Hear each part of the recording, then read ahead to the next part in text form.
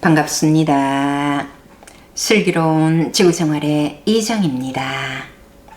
죽음을 알고 준비하고자 하는 당신은 성숙한 분입니다.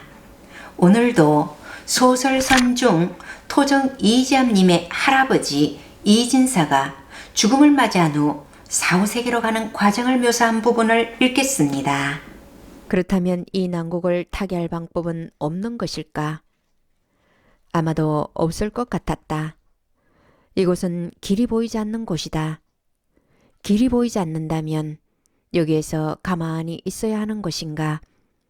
엄청난 추위지만 인간의 몸이 없어 그런 대로 견딜만 하기는 하였다. 하지만 엄청난 냉기는 기체 사이사이를 타고 들어와 여전히 기체 상태인 자신마저도 분해해버릴 것만 같았다. 인간이었다면 몇 분을 버티기에도 힘겨울 정도의 냉기였다. 기감이 살아있다는 말인가? 그렇지 않고서는 이렇게 냉기를 느낄 수 없지 않겠는가? 이러한 것을 무엇이라고 생각해야 할지 몰랐다. 어쩌면 살아있는 것 같고 어쩌면 그렇지 않은 것 같은 이러한 상태를 무엇이라고 생각해야 할 것인가? 앞에 얼음은 그대로 있었으나 사이사이에 물도 있었다. 물에 얼음이 떠 있는 상태였으나 얼음의 규모가 너무 커서 얼음 사이에 물이 고여 있는 것처럼 보였다. 그것 말고는 아무것도 보이는 것이 없었다. 이렇게 큰 얼음을 본 적도 없거니와 이러한 추위를 겪은 적도 없는 이진사의 경우 대책이 난감하였다. 나의 잘못이 얼마나 크기에 성계에 와서 다시 이러한 고초를 겪어야 하는 것인가? 마음을 비우느라 하였건만 아직도 나의 길은 험하기 거지없는 것일까? 이진사는 마음을 가라앉히고 앞으로의 일을 어떻게 하여야 할 것인가 서서히 생각해 보았다. 대안이 마땅치 않았다. 저 앞으로 그대로 나갈 수도 없는 문제였다. 그렇다고 이대로 있을 수만도 없었다. 언제까지 이대로 있는단 말인가? 가만히 얼음을 보았다. 저 멀리에 있는 얼음 속에서 무슨 빛이 번쩍한 것 같았다. 무엇인가가 보이고 있는 것 같았다. 다른 얼음은 하얀 색깔을 보이고 있는데 한 얼음에서만 색깔이 보이고 있는 것이었다. 높이가 약 3길, 넓이는 2길 정도 되는 얼음 덩어리였다. 무엇인가? 성계에 온 이후 전혀 상상치 못했던 것들을 많이 보아왔는지라 이제는 큰 기대를 하지 않았다. 그저 무엇이 있으면 가보아야 할 것 같은 생각이 드는 것이었다. 저곳으로 가려면 얼음을 밟고 건너야 할 것이었다. 발이 시릴 것 같아 아래를 내려다보았다. 발에는 아무것도 신은 것이 없었지만 아직도 인간의 습성이 남아있는 것 같아 웃음이 나왔다. 천천히 마음을 움직여 앞에 보이고 있는 얼음으로 다가갔다. 다가갈수록 얼음의 규모가 커지고 있었다. 아니, 얼음이 커지는 것이 아니라 자신이 작아지고 있는 것 같았다. 내가 작아지다니. 이것은 또 무엇인가? 얼음 속에 있는 무엇을 알아보려 한 것이건만 이렇게 변화되는 것은 또 무엇인가? 앞에서 가만히 보고 있자 얼음이 녹아내리며 그 안에 있던 실체가 나타났다. 성이었다. 커다란 성이었다. 하얀 석고와 같은 것으로 만들어진 성이었다. 성벽이 높았다. 수십 길은 될 것 같았다. 그러나 문이 보이지 않았다. 이진사는 천천히 그 성을 한 바퀴 돌았다. 성의 뒤로 돌아가자 점차 성벽이 낮아지다가는 나중에는 성벽이 없어지고 성 안이 들여다 보였다.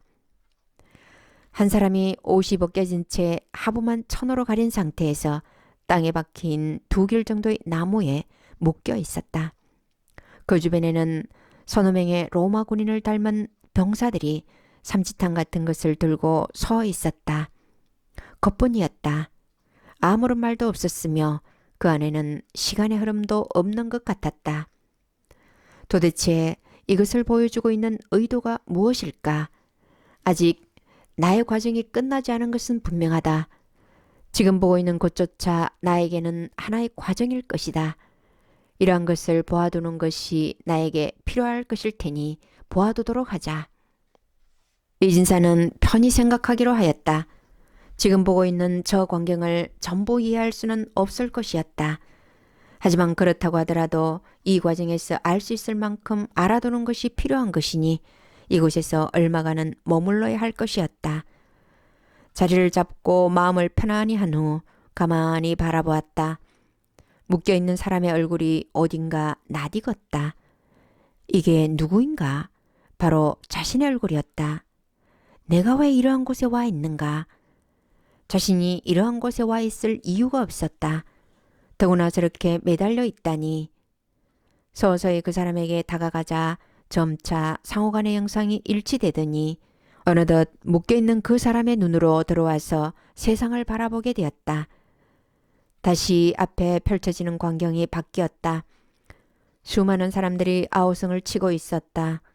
기아와 헐벗음에 호덕이는 많은 사람들이 뜨거운 땡볕 아래에서 허우적거리고 있었다. 굶주린 많은 사람들의 영혼이었다. 끝이 보이지 않았다. 저 많은 사람들이 무슨 이유로 저런 어려움을 겪어야 한단 말인가? 무슨 죄인가? 점차 보이는 부분들이 희미해져 갔다. 이번에는 푸른 바다였다. 모든 것을 집어삼킬 듯한 파도가 넘실대고 있었다. 무서운 크기의 파도였다. 점점 아무런 생각이 없어져 갔다. 그 외에도 수많은 광경들이 바뀌어 갔다. 그러나 그것들이 바뀌는 것은 자신의 머릿속에 남아있던 생각들이 소진되어 가고 있는 것이었다.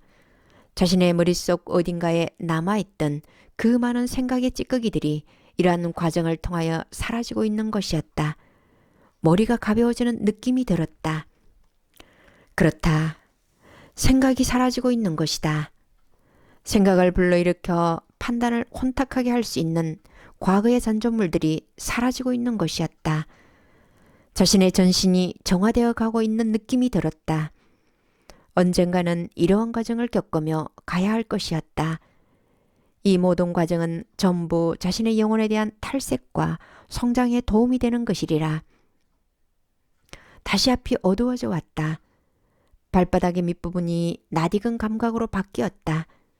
언젠가 밟았던 감각이 살아오는 것이었다. 눈을 감았다. 아무것도 보이지 않았다. 무엇인가 보여야 하는데 보이지 않고 있는 것이다. 갑자기 몸이 위로 끌려 올라갔다. 마치 줄로 묶어서 끌어올리는 것처럼 올라가자 서서히 멈추어 서더니 어딘가 내려졌다. 이제 눈을 떠보게. 얼마만의 기음인가. 다시 말이 들리다니. 다시는 들을 수 없을 것 같았던 소놈이 들리는 것이었다. 눈을 뜨자 자신이 건너던 다리 위에 서 있었다. 자신이 건너다가 떨어져 내렸던 바로 그 위치에 서 있는 것이었다. 이것은 또 무슨 조화인가? 지금까지 내가 꿈을 꿨단 말인가? 이 자리는 무엇이고 지금까지 겪은 것은 또 무엇인가? 지금까지 그냥 본 것은 아닐세. 자네는 자네가 겪을 것을 겪은 것이네. 그렇다면 나는 얼마 이 역경을 더 겪어야 한단 말인가? 역경이라고 할 수 없지. 당연히 겪어야 할 것을 겪는 것일세. 겪어야 할 것이라면 어떠한 것을 말씀하시는 것인지요? 자네가 전생에서 보고 들었으나 마음속에 새기고 털어버리지 못한 부분을 지금 보고 겪으며 털어버리고 있는 것이지. 그랬었구나. 내가 가지고 있던 기억 속의 모든 것들이 나타나서 나의 앞에 보였던 것이구나. 이러한 모든 것들이 전부 겪어야 할 것이라면 앞으로 상당 부분을 겪어야 할 것이다. 그렇다면 이 다리를 건너가는 것은 아마도 엄청난 시일을 요할 것이 아닌가. 반드시 그렇지는 않을 것일세. 자네가 생각하기에 따라 금방 건너갈 수도 있지. 그럴 수도 있을 것이다. 아마도 나의 마음가짐이 어떻게 변하는가에 따라 길지 않은 시간 내에 건너갈 수도 있을 것이다. 하나 이곳을 건너가면 또 어떤 일이 기다리고 있을 것인가. 그 걱정은 하지 않아도 되네. 앞일은 누구도 알 수 없는 것이지. 특히 자네와 같은 경우는 아직 성계에 입적이 되지 않은 상태이므로 많은 생각을 필요로 하네. 생각이라니요.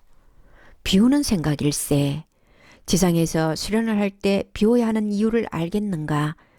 비움은 곧 가벼움이고 가벼움은 곧 위로 올라갈 수 있음을 뜻하는 것이며 위로 올라갈 수 있음은 곧 하늘에 다가갈 수 있음을 뜻하는 것이기도 하지. 오늘은 여기까지 하겠습니다. 고맙습니다.